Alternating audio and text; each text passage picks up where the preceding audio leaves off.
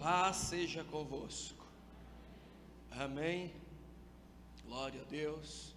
Abra a sua Bíblia no Evangelho de João, capítulo 19, versículo 15 e 16. João 19, 15 e 16. Aleluia. Podemos ler?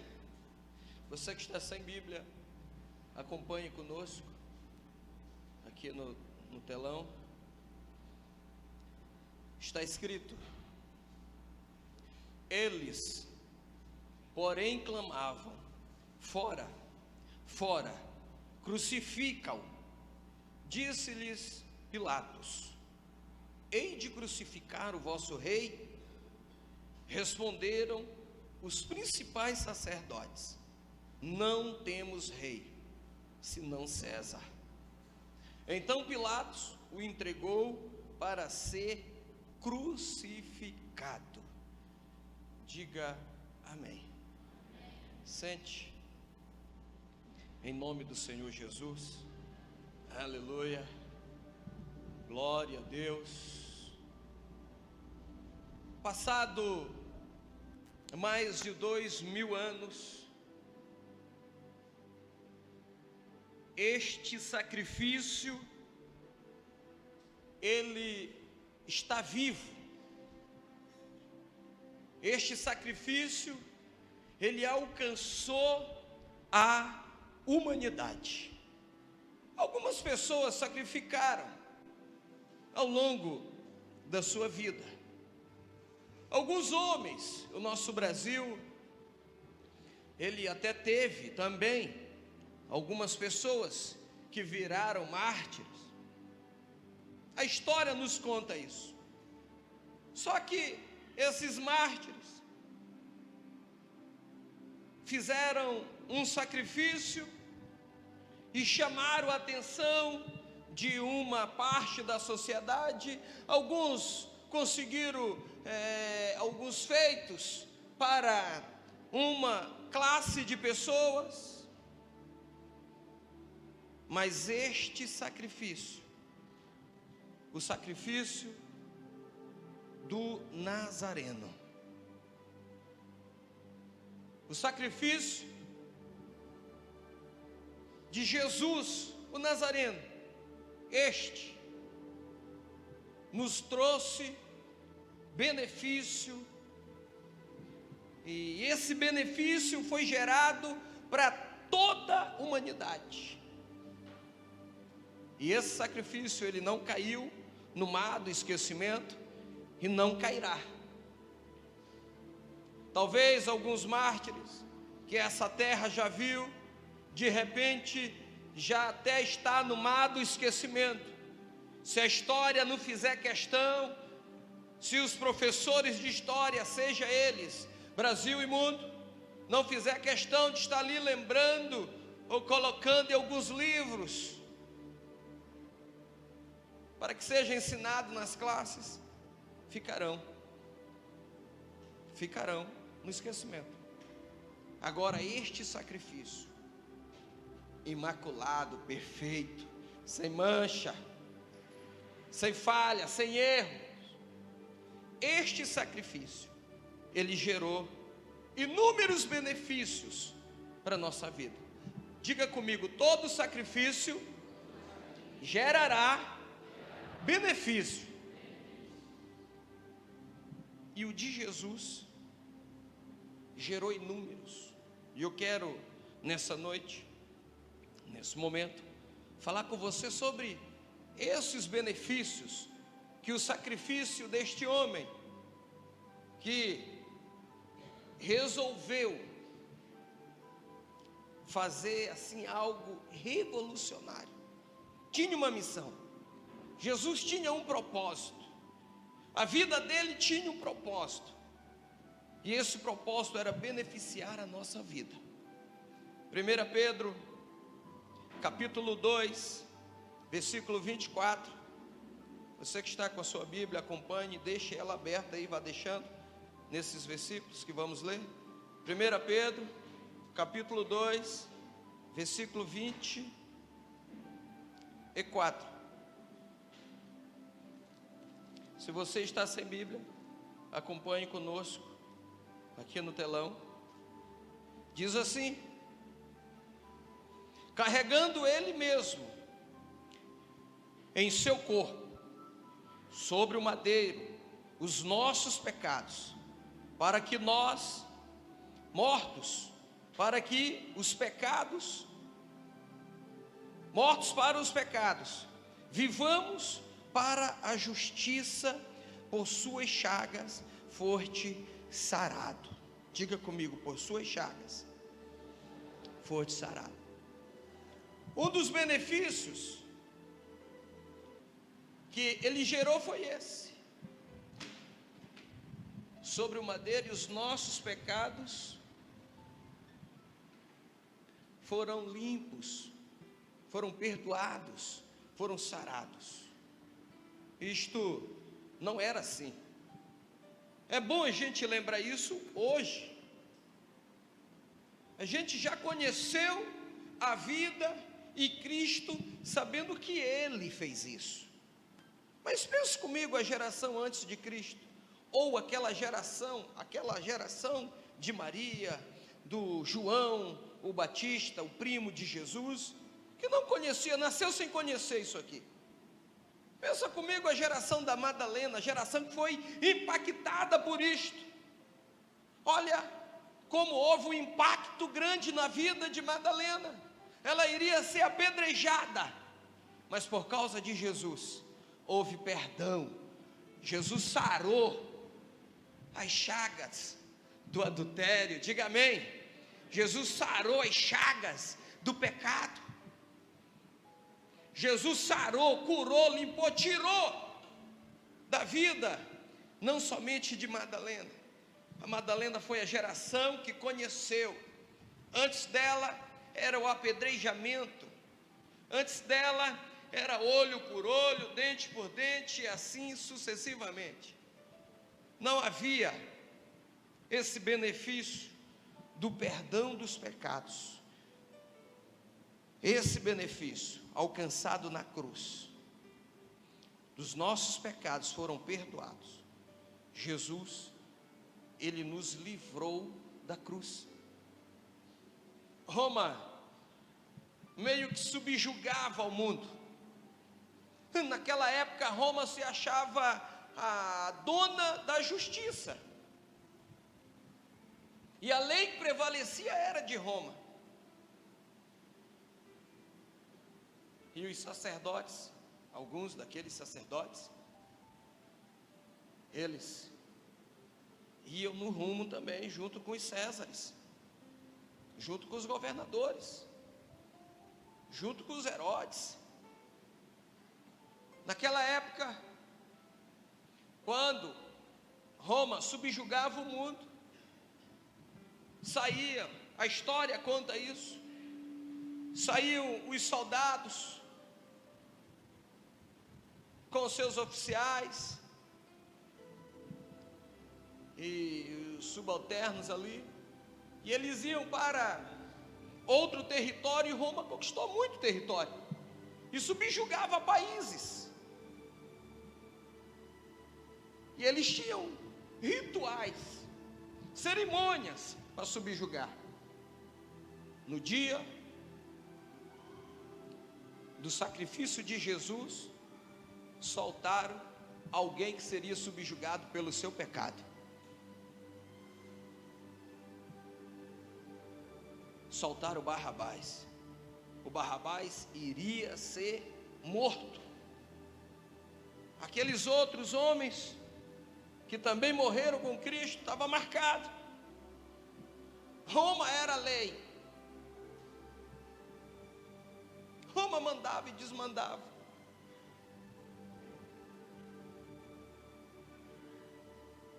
Aonde eles conseguissem chegar, era desse jeito que funcionava. Agora, imagine comigo um plano perfeito dos céus mandar alguém para nascer, crescer, alcançar a fase da maturidade e morrer na cruz por mim e por você. Alguém para pagar o meu pecado.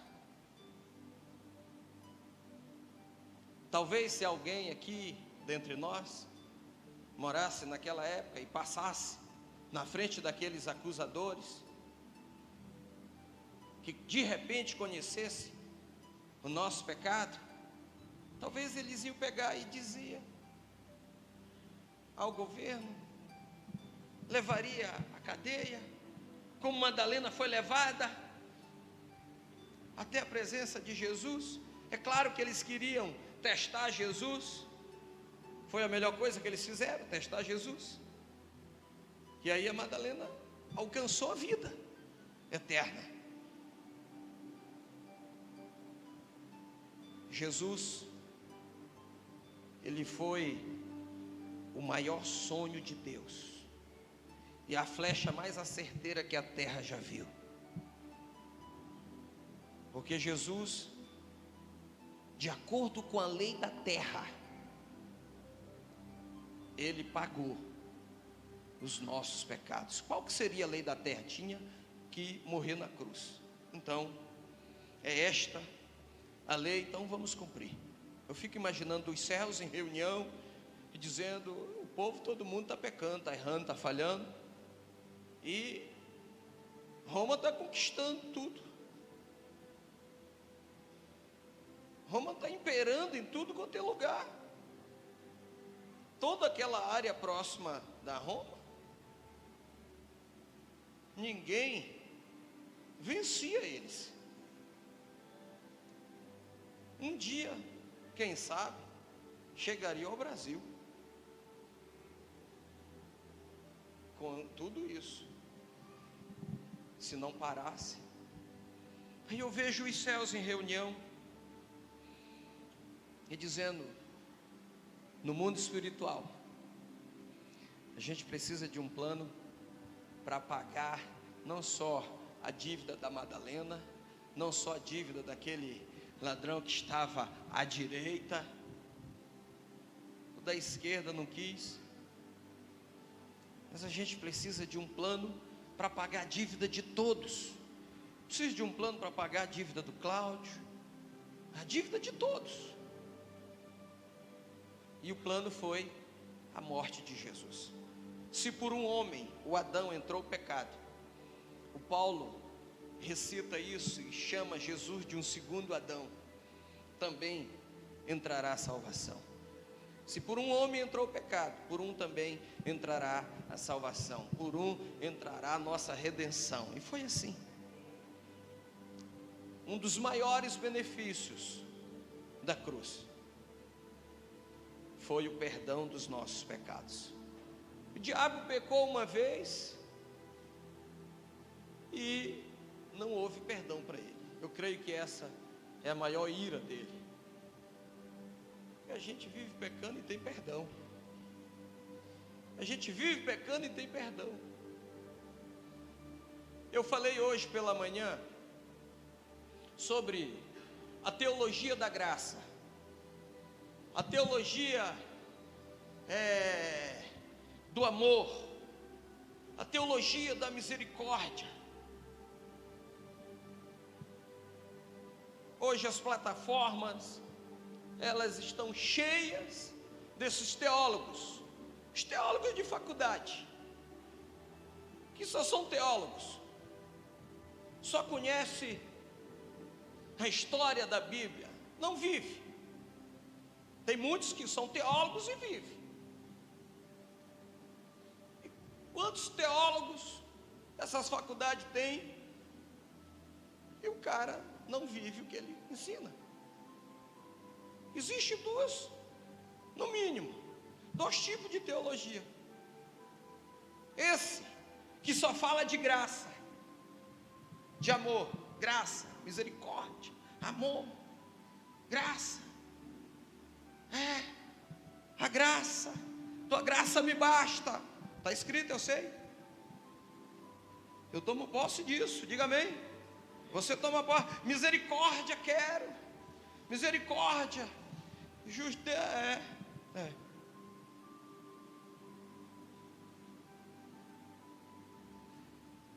Essa teologia não prega que tu tem que te converter. Esses teólogos não pregam que tu tem que abandonar o adultério. O teólogo do altar prega. Porque o teólogo do altar não quer plataforma em mídia, em redes sociais. O teólogo do altar, ele quer a tua vida no céu. O teólogo do altar diz que você tem que ser fiel a Deus. O teólogo aí da graça, que é tudo graça, tudo amor. Jesus já pagou o preço, já pagou. Com certeza. Eu tenho que me apropriar disso. Efésios capítulo 2, versículo 8. Pela graça sois salvos. Marcos capítulo 16, versículo 16, já é Novo Testamento, que diz: quem crê e for batizado será. Por que está dizendo será? Atos capítulo 3, versículo 19 diz: arrependei-vos. Atos é Novo Testamento. Por que está mandando arrepender? E a graça? Graça me basta. Nós aprendemos em uma série que fizemos sobre o Salmo 91. E nós lembramos nesta série de um profeta. Porque o Salmo fala do esconderijo do Senhor. E aí no automático me veio a história do Elias, de um homem poderoso em palavra, em fé, homem de Deus, vivia na palavra, conhecedor, um homem de pulso, um profeta. E esse profeta, nem o esconderijo do Senhor livrou ele da colheita. Meu Deus, que é isso? Ah, graça, eu estou escondido. Coríntios fala que tudo aquilo que eu plantar eu vou. Cuidado com a graça. Não que ela tenha limite, mas cuidado com a graça. Quem foi que falou lá em Samaria: segundo a minha palavra não choverá? Quem falou?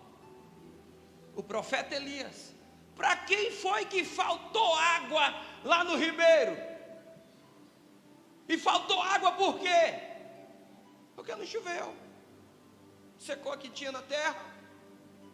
Aí, mas ele estava no ribeiro, ele estava no esconderijo do Senhor. Ele acaba colhendo as suas próprias palavras. Ou seja, a colheita vem. Tudo que eu planto vai, não tem graça para isso. Não tem misericórdia. Não tem céu aberto. Tudo o que eu plantar vai me seguir. Posso estar na presença, que às vezes a gente apronta algumas coisas, e aí por estar na presença, por não sair da presença, por ficar na igreja, acha que está livre. A graça, faltou água para Elias. A graça, o Ananias e a Safira morreram no templo.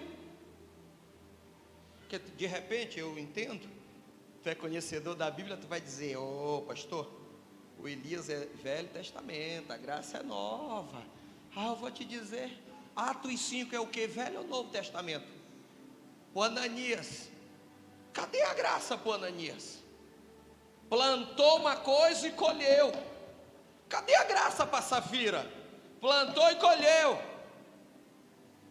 Toda plantação vai gerar uma colheita. Então, fechando esse parênteses que eu nem abri,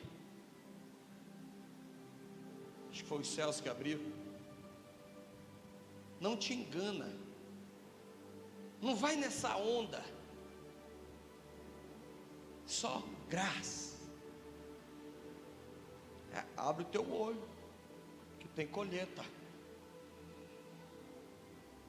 Começa a plantar coisa boa. Misericórdia, Deus é amor, mas no mesmo versículo que diz que Ele é amor, diz que Ele também é. Mas falaram isso lá no Velho, pastor. Pois é, que Ele é amor também foi no Velho.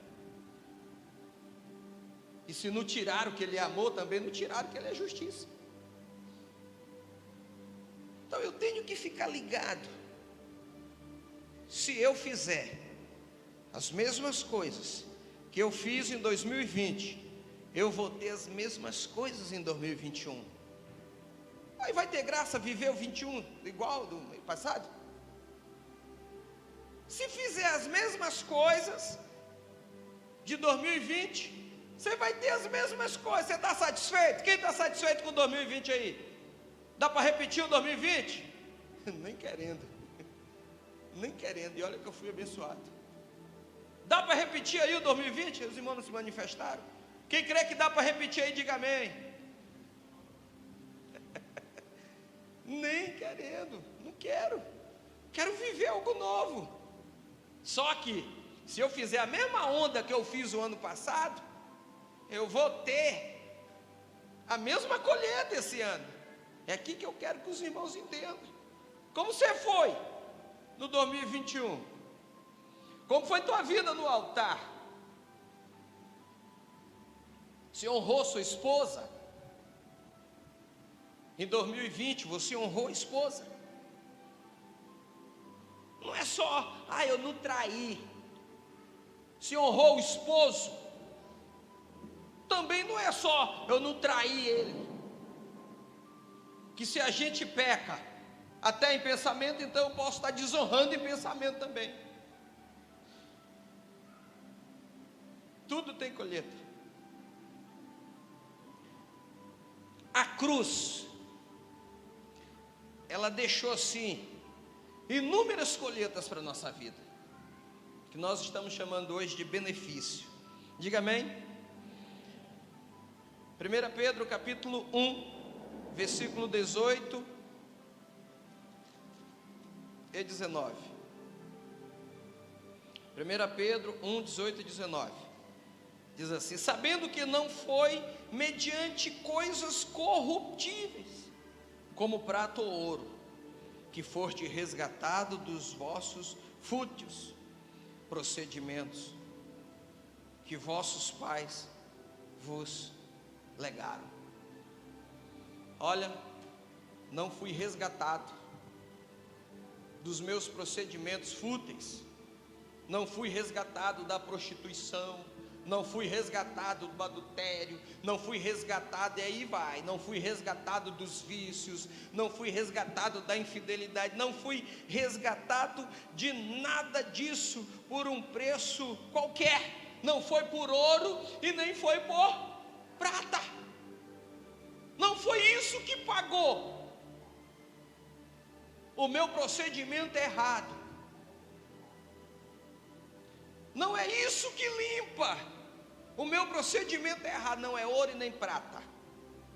Sabe o que é? O versículo 19 diz: mas pelo precioso, diga assim comigo, precioso sangue, como de cordeiro, sem defeito, sem mácula, o sangue de Cristo. Dá para aplaudir ao Senhor Jesus? Este foi o preço do resgate. Ele me resgatou com sangue.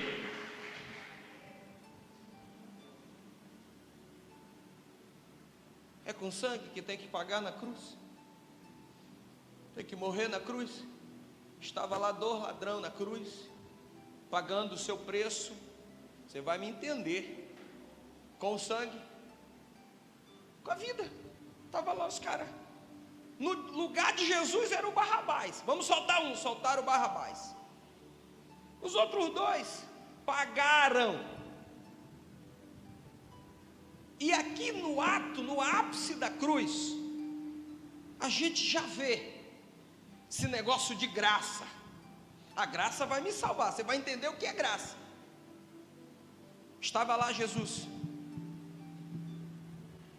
Estava lá os outros 2 ladrões, pagando o preço. Não era prata, não era ouro, era sangue que pagava, era a vida. A graça alcançou um. Esse cara viveu, saiu da cruz e foi para casa. Foi isso? Não, teve a consequência. Teve a consequência. Ele morreu. Agora, a graça, a salvação eterna chegou na vida dele. E ele foi o primeiro a conhecer esse processo de salvação eterna, porque o chefe, nosso irmão maior, Jesus Cristo, nosso Redentor, olhou e disse: ainda hoje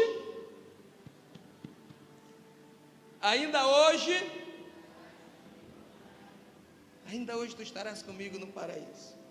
Isso é graça.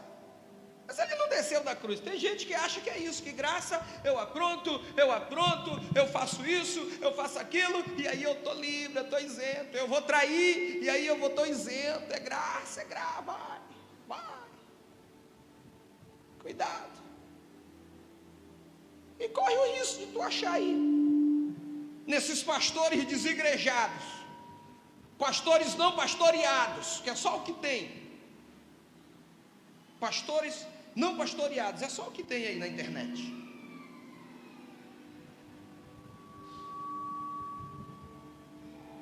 Falando sobre isso, falando sobre graça. Eu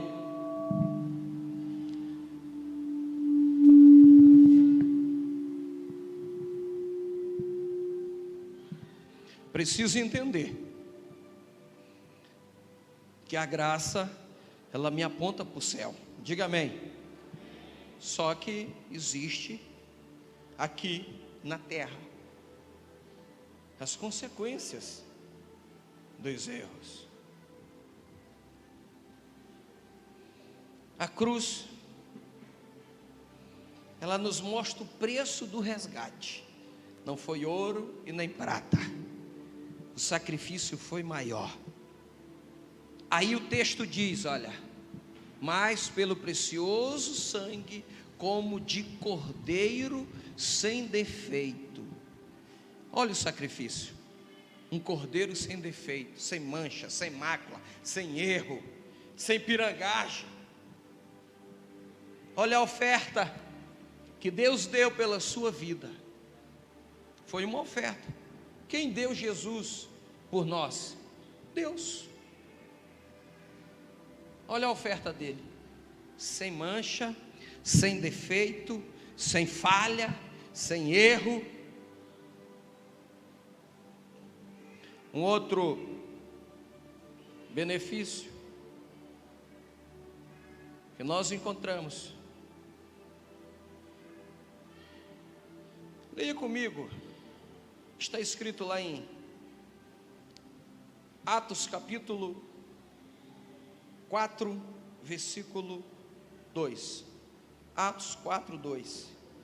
Nos acompanhe aqui com a leitura no telão. Atos capítulo 4, versículo 2. 12, perdão. 4, 12. Olha o que diz o texto. E não há salvação em nenhum outro, porque abaixo do céu não existe nenhum outro nome dado entre os nomes, pelo qual importa que sejamos salvos. Essa é a verdade. Não existe nenhum outro. Ninguém vai intermediar a nossa salvação. Não há esse intermédio.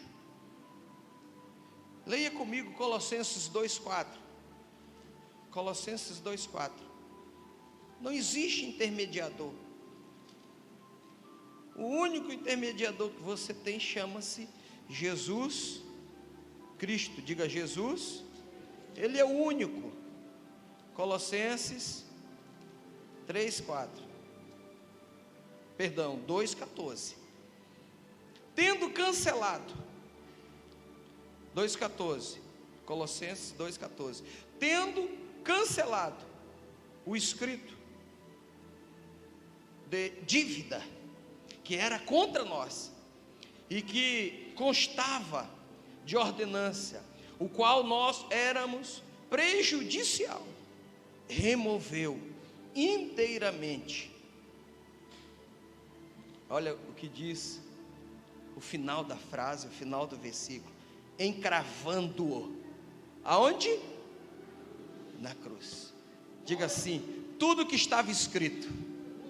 E aí tudo, você pode olhar para a sua vida e dizer: mas tudo, inclusive isso, tudo. Irmãos, não foi nenhum outro ser que fez isso, foi ele. Timóteo, 1 Timóteo 2,6. Está aparecendo escola bíblica hoje. 1 Timóteo 2,6.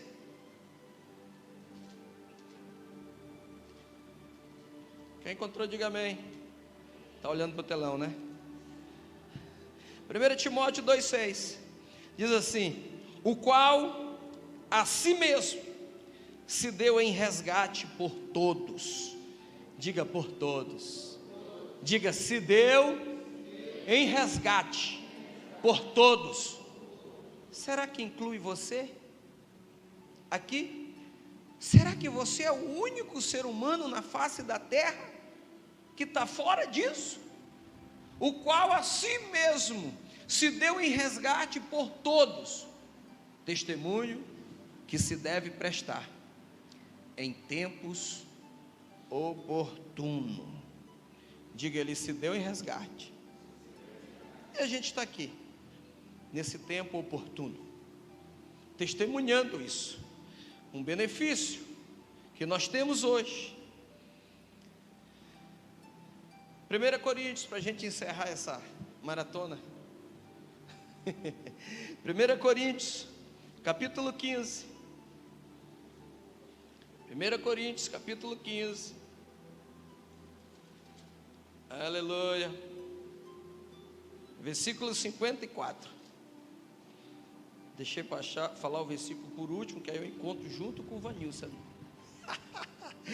54 diz assim: e quando este corpo corruptível se revestir de incorruptibilidade, e o que é mortal se revertir de imortalidade, então se cumprirá a palavra que está escrita. O que é isso, pastor? Meu Deus, que negócio é esse? Que coisa é essa? Chegará um dia que o seu corpo será incorruptível. Será um dia, acontecerá, chegará esse dia, que nada de corrupção desse mundo entrará no seu corpo. Seu corpo será incorruptível. Agora, o versículo 55 diz: onde está? Eu fico vendo Paulo falando isso, assim, pensa comigo, quem foi o Paulo? Hoje, a gente olha e chama um Paulo de apóstolo, um grande apóstolo, mas antes de ser apóstolo, Paulo era um perseguidor, que se encontrou com Cristo, e se converteu, e aí se tornou um pregador da palavra, um discípulo, e agora está reunido com o pessoal de Corinto, e está falando para eles. Olha o que Paulo fala: onde está, ó morte? Fico vendo Paulo lembrando da hora que Jesus morreu. Pensa comigo, hoje é dia para a gente trazer a memória, diga amém, da hora que Jesus morreu. 3 dias, aí depois ele ressuscita. Aí Paulo agora olha e diz: onde está, ó morte, a tua vitória? Porque o inferno festejou quando Cristo morreu. O inferno se alegrou, teve festa no céu, no inferno. Quando Cristo morreu, quando ele foi sepultado. Só que essa festa do inimigo contra a vida de Jesus durou pouco. A festa que o inimigo faz da tua vida não vai durar muito. Paulo fala: onde está a tua vitória, ó morte? Por que Paulo está falando isso? Ei, Paulo entendia, sabia que o Cristo dele ressuscitou. Onde está a tua vitória, ó morte? Onde está, ó morte, o teu aguilhão? O aguilhão da morte é o pecado. O aguilhão da morte é o pecado. E a força do pecado é a lei. A galera do Corinto, lá de Corinto, era muito chegado na lei. Já não era como os gentios, aquele pessoal que ia recebendo a palavra, se convertendo, aceitando Cristo. Não, mas a igreja de Corinto era chegada na lei. Você vai ver que tem muita briga teológica nas cartas. Paulo ensinando, Paulo falando: olha, o aguilhão é o pecado. O aguilhão é o pecado. E Paulo diz: e a força do pecado é a lei. Paulo mostrava Cristo. Paulo estava dizendo: a morte não venceu Cristo. A morte não venceu Cristo. Cristo ressuscitou. A morte não venceu. Versículo 57 diz, Paulo falando: graças a Deus, que nos dá a vitória por intermédio do nosso Senhor Jesus. A vitória é por intermédio de quem? Do pastor? Eu vou levar no ápice, porque eu digo para você me ouvir. Eu vou levar o ápice, como mentor, como discipulador, como orientador seu. Porque eu ensino você a me honrar. Antes de me honrar, de honrar Deus, de honrar a igreja, de honrar o seu líder. Eu ensino você a me honrar. Mas vem cá, a tua vitória. Deixa eu ler o versículo para não fugir. A tua vitória, como é que é? É por intermédio do pastor? É? O que eu vejo? Aqui. Talvez eu estou olhando para pessoas que parece que a vitória dela era por intermédio daquele líder, daquela pessoa, e aí depositou toda a fé naquela pessoa. Pessoas são falhas, pessoas erram, eu erro, você erra. A tua vitória não está condicionada em pessoas. Ou então Paulo falou bobagem aqui. Por intermédio do nosso Senhor Jesus, tenho que honrar meu pastor? Sim, mas não é por intermédio dele, é de Jesus Cristo. No dia que eu roubar o lugar de Jesus Cristo na vida de um discípulo meu, eu acabo com a vida do meu discípulo. Tem discipulador que parece que é dono, parece que a ovelha não é do pastor e nem de Jesus, é dele. Não existe isso. Só dá uma olhada e vê aonde termina isso. É do nosso Senhor Jesus Cristo. A tua vitória, vamos ler o versículo todo? 1, 2 e graças.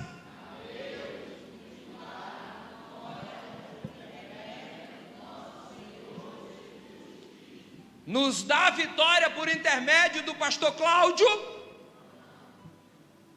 Por mais que eu ore por você, por mais que eu seja torre de jejum, de oração, por mais que eu seja a sua proteção sacerdotal, a vitória é de Jesus Cristo. Se eu tirar dele, até eu estou enrolado. Um dia o diabo quis isso, quando ele não era diabo, ele era Lúcifer, anjo de luz, quis para ele, se deu mal. Vou mesmo. Até eu preciso dele, de Jesus. Até as minhas vitórias tem que ser nele. Por que a vitória do irmão tem que ser por intermédio do pastor Cláudio? Por que a vitória do irmão tem que ser ali por intermédio do irmão ali, do supervisor, do líder, do discipulador? Se até a gente tem que ser por intermédio dele. Quem está me entendendo? Quem está me entendendo? Aplauda ele bem forte.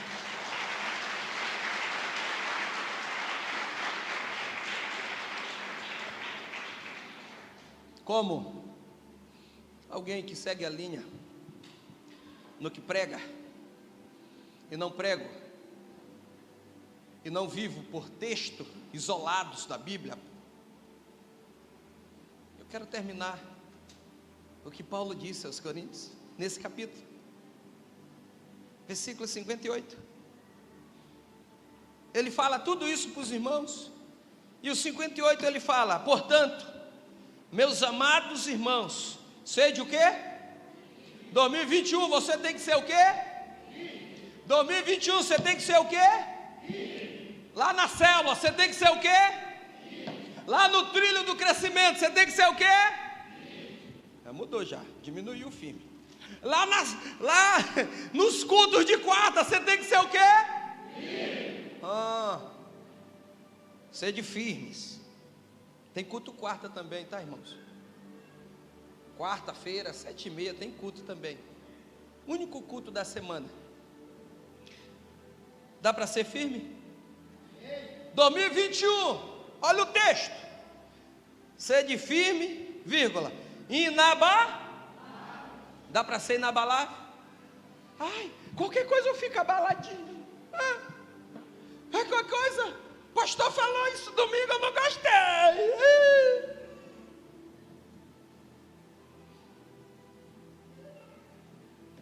Desde ser criança, rapaz. Entrei na frente da igreja, o diácono não falou comigo.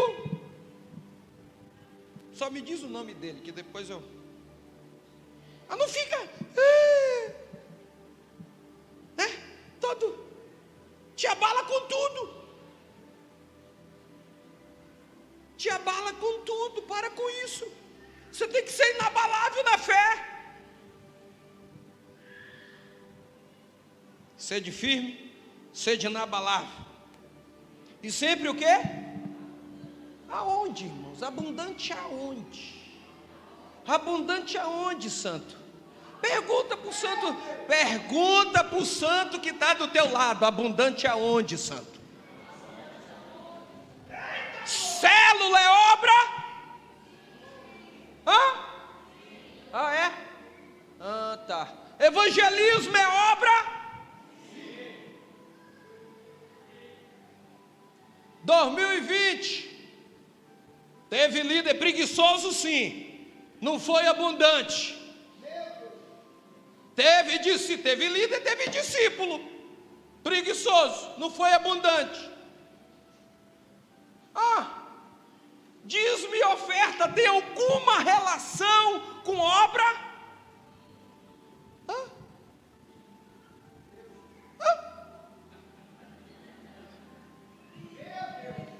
Dízimo e oferta, que eu falei rápido, os irmãos não entenderam. Dízimo e oferta tem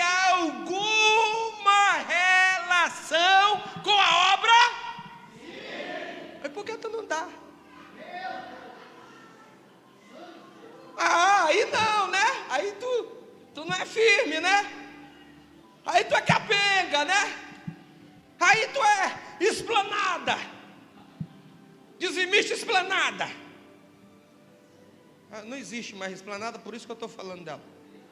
Existe ainda? Ah, tá, desculpei. Sabe qual é o dizimista Esplanada? Tu compra em dezembro, aí pula janeiro, fevereiro, só paga em março, depois do carnaval ainda. Tem dizimista Esplanada aí, irmão? Hã? Arrependei-vos e convertei-vos. Não, esse versículo de raça de víbora. Se não é esse, é outro. Sede abundante. Mas abundante, irmãos, o abundante, o Filho de Deus abundante, ele anda só uma légua? O Filho de Deus, aquele que é abundante, ele só faz o que manda? Ele anda 2 léguas, Jesus disse isso. Ele pega o talento, tem um bocado de gente com talento aí. Um bocado de gente talentoso. Um bocado de gente saudável. Irmão abençoado. Quando não tem a saúde, aí promete tudo para Deus. Para contar com a saúde, nada de abundância. Nós vamos ficar fazendo um trato aqui, quando tu fica lá, eu fico aqui, ó. Um bocado de gente saudável que poderia estar ali sendo diácono, sendo diaconisa, mas não é abundante.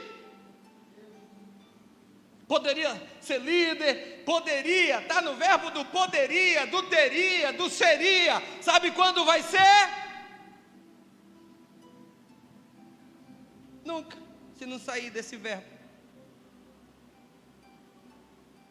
Ah, eu já sou isso. Não dá para ser isso. Não é para ser abundante. Não é para ser abundante. Eu vou te dizer como eu aprendi a ser abundante. Na obra do Senhor. Eu aceitei Jesus. Para me encerrar isso aqui. Eu aceitei Jesus. Agora não é Paulo falando aos Coríntios. Agora é o Cláudio falando aos igarapé-açuenses. Eu me sinto um discípulo. Eu me sinto um filho de Deus. Eu me sinto a continuidade. Eu sou a continuidade. O problema é esse. É que você não se sente a continuidade. O problema é que você acha que você é mais um. O problema é que você acha que Deus não pode te usar. Eu nunca pensei isso. Talvez seja por isso que eu estou aqui. Com 3 meses. Não, 3 meses já estava velho na igreja. Eu aceitei Jesus domingo. No outro final de semana eu estava na célula. Tem crente aí que nunca pisou em célula. No outro final de semana, ou seja, menos de 15 dias, porque é domingo que fazia 15. No sábado eu estava jejuando, ou na sexta, eu estava jejuando pela minha célula.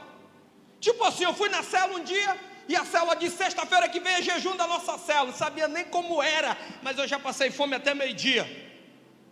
Naquela época eu não sabia, eu disse para o líder, eu vou passar fome até meio-dia. Aí o líder disse assim, então pronto, tu fica sem comer nada até meio-dia. Menos de 15 dias eu estava jejuando pela minha célula. Com 3 meses a célula multiplicou, eu fui o vice-líder da célula naquela época. Eu era o vice-líder da célula. 4 meses, o Anderson, meu líder, ele não teve problema. É que a faculdade que ele ia fazer era final de semana. E era no sábado. Aí não deu para ele. Eu assumi a célula com 4 meses. Com 6 meses na igreja, eu era diácono. Eu amo ser diácono. Eu duvido, só se você é novinho aqui, mas os de meia idade para cá, eu duvido se você não já me pegou fazendo alguma coisa aqui na igreja. Eu amo ser diácono. Com 11 meses, eu fui pastor auxiliar. Com 11 meses, pastor auxiliar. Não desviei, estou aqui. 4 meses, está muito novo para ser líder. 6 meses, está muito novo para ser diácono. Aí, 11 meses para frente, teve um dia que eu fui conversar com o meu pastor, para a gente encerrar isso aqui, pra você saber o que é ser abundante. Eu não uso só a letra.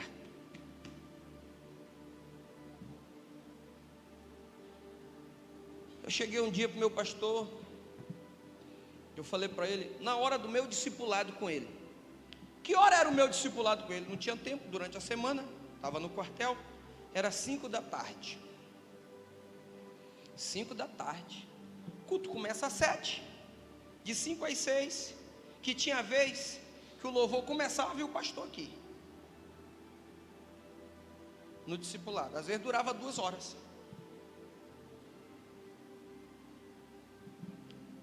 Aí, deixa eu começar na segunda. Na segunda-feira, eu discipulava meus líderes, que eu já era supervisor, tá? Eu discipulava meus líderes. Na segunda-feira, 11 meses na igreja, eu já tinha minhas 3 células. Eu já era supervisor, que multiplicou daqui. Aí terça-feira tinha o corredor dos milagres. Tem alguém daquela época, corredor dos milagres aí? Glória a Deus, aleluia. Vamos aplaudir o Senhor Jesus pela vida dos irmãos. Eu também sou dessa época.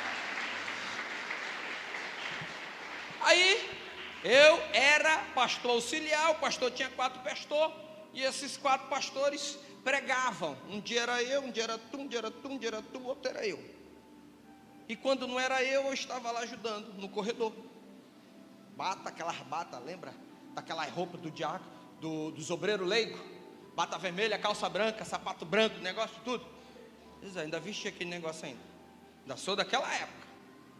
Aí, quarta-feira, culto do Espírito Santo, quarta-feira, oração, culto de crente, estava lá, podia faltar. Quinta-feira, era minha célula. Aí, as minhas células, supervisão, pá. Sexta-feira, culto de libertação. Aí o culto de libertação era meu. Aí era eu que pregava, os outros me ajudavam.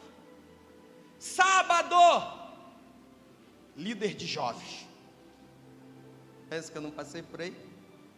Domingo de manhã, professor da escola bíblica.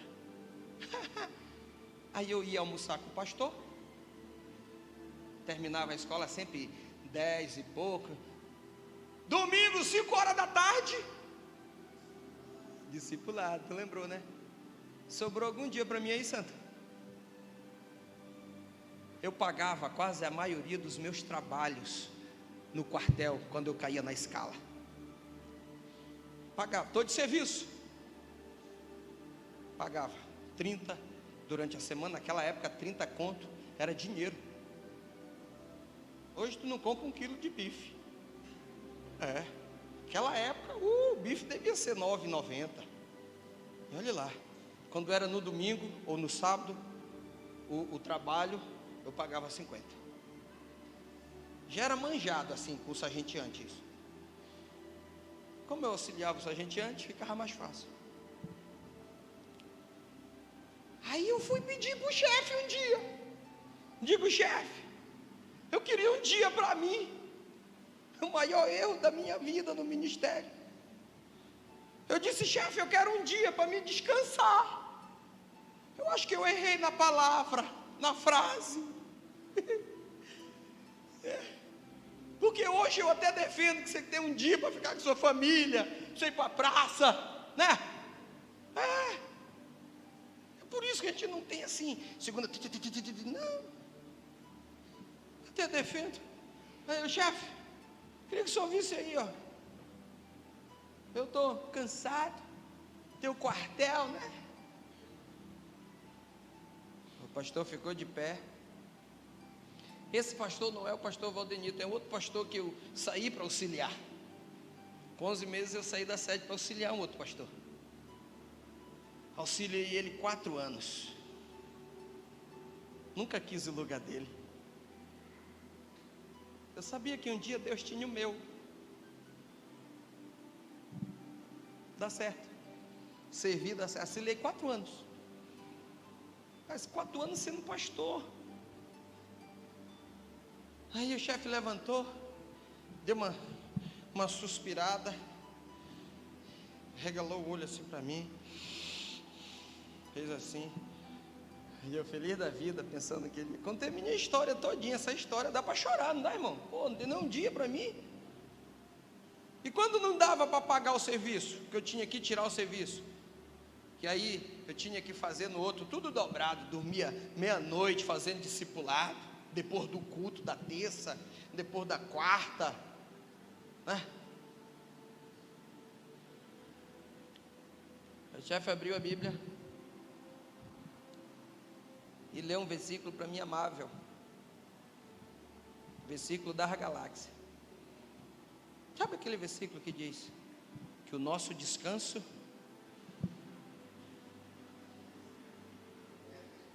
é na glória? Ele diz: tu quer que eu ore para tu descansar?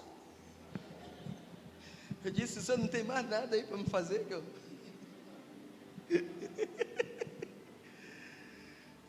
Você precisa ser abundante. Eu não era pastor nessa época. Ah, você fala que você é pastor. Não, eu não era pastor, eu era membro de uma igreja. Eu não era o pastor titular, era o pastor auxiliar da igreja. Mas eu sabia o que era ser abundante. Quem está me entendendo? Fique de pé no teu lugar.